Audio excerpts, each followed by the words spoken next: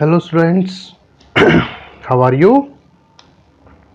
In our previous class we completed the topic that is uses of spherical mirrors. Okay, now in today's class let us start a one more topic, that is mirror formula. That is mirror formula. If we consider the definition, then we can say that the relationship between object distance, image distance, the relationship between object distance, image distance and focal length, object distance, image distance and focal length of a mirror is called mirror formula. is called mirror formula. Simple language में अगर मैं repeat करूं तो बोल सकते हैं अपन object distance, image distance और जो फोकल लेंथ है मिरर की, इन तीनों के बीच का जो रिलेशनशिप है उसे क्या बोला जाता है? That is called mirror formula. क्या बोला जाएगा उसे? Mirror formula. And it is 1 upon f is equals to 1 upon v plus 1 upon u. ये क्या होता है? 1 upon f जो फोकल लेंथ है उसका रेसिप्रोकल जो है वो ऑब्जेक्ट डिस्टेंस और इमेज डिस्टेंस के टोटल के रेसिप्रोकल्स के टोटल के इक्वल होता है. यहां पर f जो है it is indicating focal length. f किसका साइन होता है? फोकल लेंथ का. v होता है that is image distance. v किसका होगा? इमेज डिस्टेंस का. एंड u जो होता है u that is object distance. u किसका साइन है? ऑब्जेक्ट डिस्टेंस का. तो इन तीनों के बीच का जो रिलेशनशिप है उसको अपन किस नाम से जानते हैं? That is called mirror formula. Okay, now in our syllabus that we have the derivation of mirror formula. अपने syllabus में mirror formula का derivation है. So let us start to derive it. इसके derivation के लिए अपन एक concave जो mirror है उसके अंदर image formation को अपन consider करते हैं. Suppose it is a concave mirror. हालांकि उसका curvature कम होना चाहिए. less curvature का जो concave mirror है दैट इज, इससे भी अगर आप कम कर सकते हैं तो उसका यूज कर लें.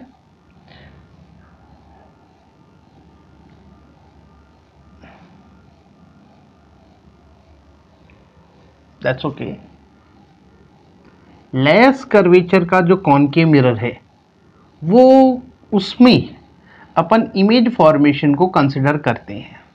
Okay, that is mirror. Again mirror जब भी बनाए तो पॉलिश जरूर करें, क्योंकि विदाउट पॉलिश जो है वो मिरर कंसिडर नहीं किया जाता. That is O, that is F and that is C. Okay, F and that is C.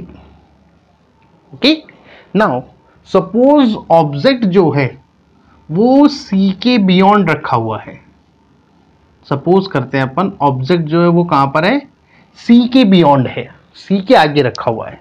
Okay, image formation consider करें तो that is this light ray which is parallel to the principal axis after reflection will pass from the focus, and second the light ray which is passing through the focus after reflection becomes parallel to the principal axis, and now they meet at this point and make the image of object. Okay, ये image बनाना तो अपन consider कर ही चुके हैं. Now अब अपन यहां पर कुछ points की बात कर लेते हैं. सपोज दैट पॉइंट P, ये पॉइंट क्या है? P, that is Q. Okay, strike जो कर रहा है इस पॉइंट को अपन मान लेते हैं दैट इज L. क्या मान लेते हैं अपन इसको? L. और इसको अपन मान लेते हैं that is point M. Okay, image का ये जो अपर पॉइंट है P है तो इसको मैं बोल रहा हूं दैट इज P डैश और that is Q dash. Okay, clear? This is our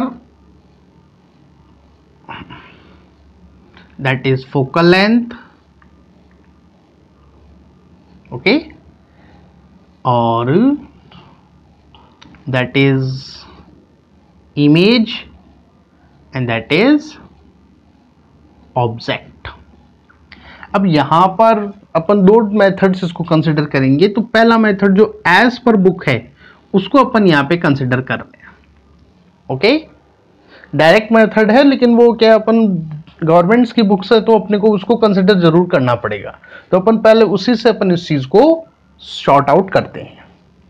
suppose जो ओ से लेकर इमेज तक, सॉरी ऑब्जेक्ट तक की जो डिस्टेंस है, ओ से कहां तक की, ऑब्जेक्ट तक की जो डिस्टेंस है, दैट वन, इसको मैं नेम दे रहा हूं दैट इज ए। क्या नेम दे रहा हूं मैं इसको, ए, गॉट इट। एक्चुअल में ये किसको बता रहा है, दैट इज यू, लेकिन अपन यहां पर वर्ड क्या काम में लेंगे, ए, ओके। सेकंड, ऑब्जेक्ट से लेकर, सॉरी जो पोल है वहां से लेकर जो इमेज बनी है यहां तक की इस डिस्टेंस को मैं नाम दे देता हूं दैट इज बी। क्या नेम दे दिया इसको, B, got it. Third, mirror से, मिरर का जो पोल है उससे यहां तक की जो डिस्टेंस है यानी कि फोकल पॉइंट तक की डिस्टेंस है, इसको अपन नाम दे देते हैं दैट इज सी। क्या नाम दे दिया अपन ने, सी, गॉट इट। नाउ अब कुछ और टर्म्स अपन यहां पे इससे फाइंड आउट कर सकते हैं। ये टोटल डिस्टेंस है ए, तो ये जो बच गई ये सी है, ये ए है, तो इसको मैं क्या बोल सकता हूं, दैट इज ए माइनस सी। क्या बोला जा सकता है इसको, ए माइनस सी, गॉट इट। इसी तरह से दैट डिस्टेंस, अगर मैं इस डिस्टेंस को कंसिडर करूं तो ये डिस्टेंस b है और ये डिस्टेंस c है, तो ये कितनी बच गई, that is b minus C, okay, clear. अब एक पॉइंट है उस चीज को आपको याद रखना है। ये थोड़ा सा मैथमेटिक्स से अलग चलते हैं, थोड़ी सी रियोप्टिक्स है। यहां पर अपन मानते हैं suppose the curvature of mirror, suppose the curvature of mirror, since, start upon since से करते हैं, since the curvature of mirror is very less, is very very less, जो कर्वेचर है वो बहुत ज्यादा कम है, ओके। इसलिए अपन यहां पे कंसिडर कर सकते हैं। सो एज्यूम, अपने को यहां पर एज्यूम करना पड़ेगा कि एल, ओ और एम जो है तीनों स्ट्रेट लाइन में है। कैसे है ये, एल, एम और ओ तीनों स्ट्रेट लाइन में, ये भी कंसिडर कर सकते हैं कि बहुत कम कर्वेचर होने के कारण से एल और ओ और M they are at same point, लेकिन अपन यहां पे स्ट्रेट लाइन कंसिडर करेंगे। So assume that L O and M, L, O और एम जो है are in a straight line, are straight line, तीनों एक स्ट्रेट लाइन है। ये थोड़ा सा अपने को यहां पर एज्यूम करना पड़ेगा, गॉट इट, अंडरस्टैंड। यहां तक का पॉइंट क्लियर है। अब अपन क्या करना है अपने को, अपन इस ट्राइंगल और ये जो ट्राइंगल बना है इसको, ये वाला ट्राइंगल और ये, क्योंकि अगर हम इसको स्ट्रेट लाइन मान लेते हैं दैट इज अ ट्राइंगल, इस ट्राइंगल को और सिमिलरली इस ट्राइंगल को और इस ट्राइंगल को, ये जो सिमिलर ट्राइंगल्स हैं इनकी साइड्स की रेशियो से अपन इमेज का जो एफ, वी और यू जो है इनके बीच का रिलेशनशिप अपन डिक्लेयर करेंगे, या इनकी हेल्प से अपन जो रिलेशनशिप है वो अपन डिराइव करते हैं, गॉट इट। प्रोसेस समझ में आ गया। अपन स्टार्ट करते हैं now. Triangle P Q F and triangle, ये जो पी क्यू एफ ट्राइंगल है, this triangle and M O F, MOF are similar. ये दोनों ट्राइंगल्स कैसे हैं? सिमिलर। सीधी सी बात है, एक स्ट्रेट लाइन है, उसको इंटरसेक्ट कर रही है लाइन, इस इंटरसेक्टिंग लाइन पे बनने वाले ये जो अल्टरनेटिव जो ट्राइंगल्स हैं वो कैसे होते हैं? हमेशा दीज आर सिमिलर्स। तो ये दोनों ट्राइंगल्स कैसे हैं? Similars.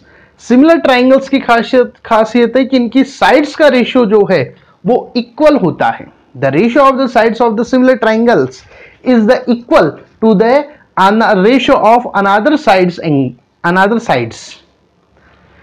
The ratio of the one of the sides of both triangles is equal to the another side of triangles।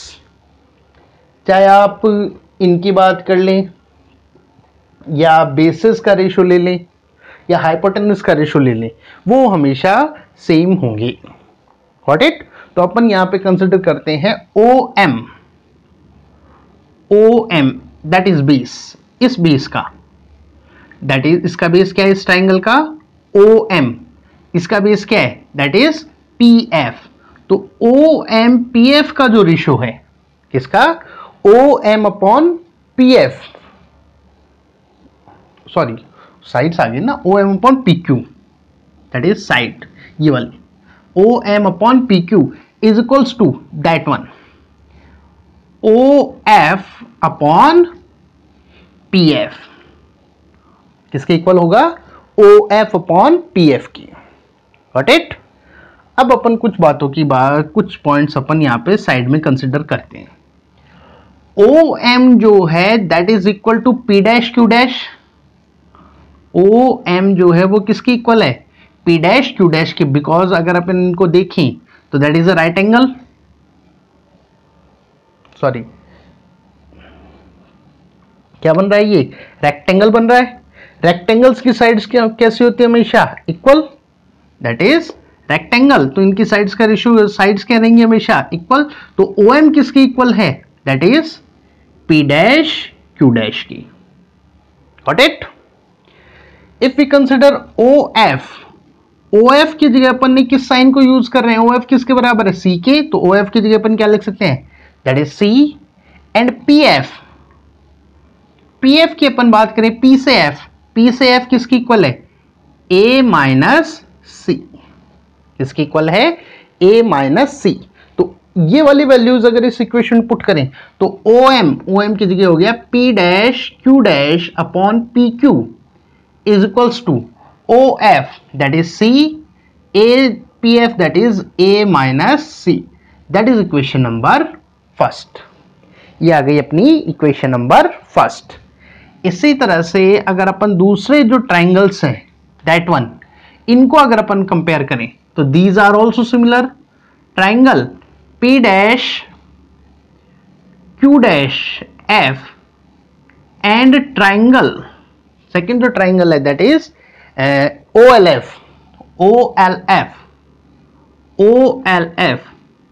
Are also similar. ये दोनों जो ट्राइंगल्स हैं ये भी क्या है? They are also similar. Got it? तो इनकी साइड्स का रेशियो जो है that is OL upon P dash Q dash. Okay, या इसको ऊपर कर लो ताकि अपने को डायरेक्ट इक्वेशन मिल जाए। तो P डैश, इसको ऊपर ले लेते हैं, कोई फर्क नहीं पड़ेगा, किसी भी साइड्स को ले सकते हो। P dash Q dash upon OL, P dash Q dash OL is equals to P dash F divided by OF। Got it? जैसे इस ट्राइंगल के लिए अपन, इन ट्राइंगल्स में अपन ने बात किया था, वैसे ही अपन यहां पे बात करें तो OL जो है, OL that is again a rectangle. वापस से क्या बन रहा है? एक रेक्टेंगल है। तो रेक्टेंगल्स की साथ साइड्स का रेशियो, साइड्स क्या रहेंगी? इक्वल।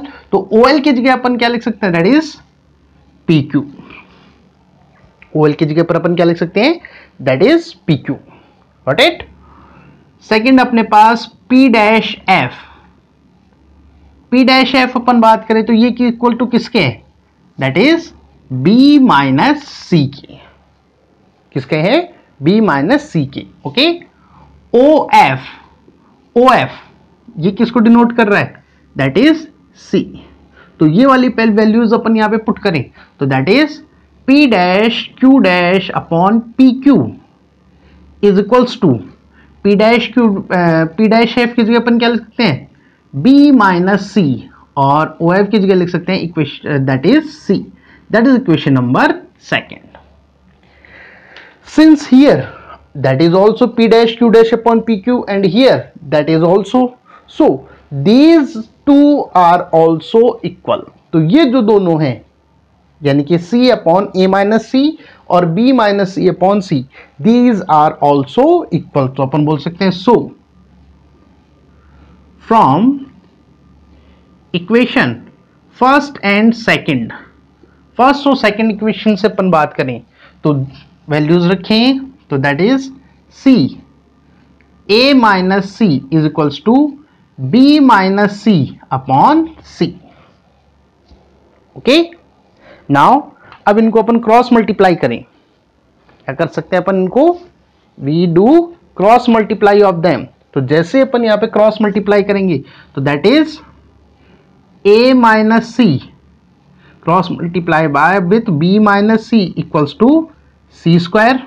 या सी स्क्वायर पहले लिख दो, कोई फर्क नहीं पड़ेगा, that's matter of our choice. भाई इसके इक्वल में पहले ये लिखकर बाद में ये लिख दो, कोई फर्क नहीं पड़ेगा। ओके, नाउ अब इसको अंदर सॉल्व करें तो that is A B minus A C minus B C minus minus plus C square is equals to C square. C square से सी स्क्वायर कट, तो क्या बच गया अपने पास, A B minus A C minus B C is equals to 0। Okay, got it. इस A B को यहां रहने दे, बाकी सब इस साइड ले आए तो क्या बन जाएगा, A B is equals to, ये इस साइड आके प्लस के होंगे तो A C plus B C. Got it. अब अपने को यहां पर ए बी सी की वैल्यूज रखनी है। ए किसको डिनोट कर रहा है एक्चुअल में देखा जाए तो यू को, बी किसको डिनोट कर रहा है वी को, और सी किसको डिनोट कर रहा है एफ को। लेकिन यहां पर अपनी इक्वेशंस में डबल डबल यूनिट्स आ रही हैं, तो इसको सिंप्लीफाई करने के लिए इसको इक्वेशन नंबर थर्ड दे दूं और सिंगल टर्म्स में लाने के लिए मैं क्या कर सकता हूं, equation third can divide by A B C. Equation third को अपन किससे डिवाइड कर देते हैं, ए बी सी से, ताकि बाकी सब कट जाए और सिंगल सिंगल टर्म्स हमारे पास रिमेनिंग रही। तो जैसे अपन करेंगे तो क्या बन जाएगा, A B divided by A B C equals to A C divided by A B C plus B C divided by A B C, A B B, A C C, B B C C. तो क्या बच गया अपने पास equation, 1 upon C is equals to 1 upon B plus 1 upon A, equation number 4। Got it. Now अब अपन रखते हैं values, put the values of A B and C as Cartesian sign convention। Cartesian sign convention के according इनकी values अपने को रखनी है। अगर अपन बात करें ए किसको डिनोट कर रहा है, ओ से लेकर ऑब्जेक्ट तक के डिस्टेंस को, ऑब्जेक्ट पी क्यू यही तो बता रहा है, तो ये किसको डिनोट कर रहा है, यू को। लेकिन है किस साइड में मिरर के, लेफ्ट हैंड साइड में, इसलिए क्या लिया जाएगा, that is minus. Got it. इसी तरह से अब जरूरी नहीं कार्टेशियन की जगह रखें, अपन डायरेक्ट रखें तो भी चलता है, लेकिन अपन जो बुक में जो प्रोसीजर दिया हुआ उसकी बात कर रहे हैं। तो that is A equals to minus U. B की अपन बात करें, बी किसको डिनोट कर रहा है, वी को, उस साइड में है तो दैट इज अगेन माइनस। सी किसको डिनोट कर रहा है, फोकल लेंथ एफ, अगेन उस साइड में है तो दैट इज माइनस। तो ये वाली वैल्यूज रखें तो अपन 1 upon minus F is equals to 1 upon minus V plus 1 upon minus U. Minus ऊपर ले आइए तो that is minus 1 upon F is equals to minus 1 upon V minus 1 upon U. Minus common कर लें तो that is 1 upon F is equals to minus, अंदर बच गया 1 upon V plus 1 upon U. इस माइनस से इसका वाला जो माइनस है दैट इज कट, तो अपने पास क्या बच जाएगा 1 upon F is equals to 1 upon V plus 1 upon U. And that was our mirror formula. ये क्या था अपना mirror formula. Got it? Understand? I know that is a typical because first time you are understanding these mathematics, trigonometry, geometry and physics mixed. So it is, I think it is difficult, but I am sure you can understand it. You need a practice for that.